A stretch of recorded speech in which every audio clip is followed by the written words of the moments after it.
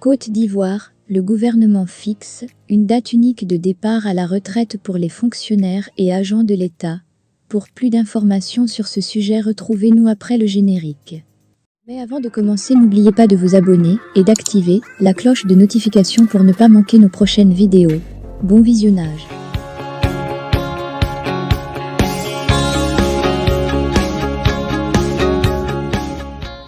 Un conseil des ministres s'est tenu ce mercredi 12 juillet 2023 au Palais de la Présidence de la République à Abidjan. Au cours de la réunion, le Conseil a adopté un décret portant uniformisation de la date de départ à la retraite des fonctionnaires et agents de l'État. Un Conseil des ministres s'est tenu le mercredi 12 juillet 2023 au Palais de la Présidence de la République à Abidjan. Au cours de cette réunion, le Conseil a adopté un décret visant à uniformiser la date de départ à la retraite des fonctionnaires et agents de l'État.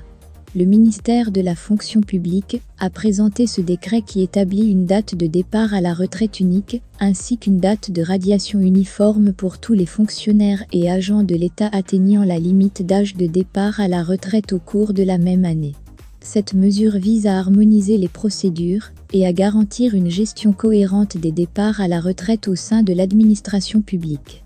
Selon ce décret, peu importe la date d'anniversaire de leur naissance, tous les fonctionnaires et agents de l'État atteignant la limite d'âge de départ à la retraite au cours d'une même année auront comme date de départ à la retraite le 31 décembre de cette année. De plus, leur radiation de la fonction publique sera fixée au 1er janvier de l'année suivante, indépendamment de leur date d'anniversaire. Cette mesure garantit une application uniforme des dates de départ à la retraite et de radiation pour tous les fonctionnaires et agents de l'État concernés.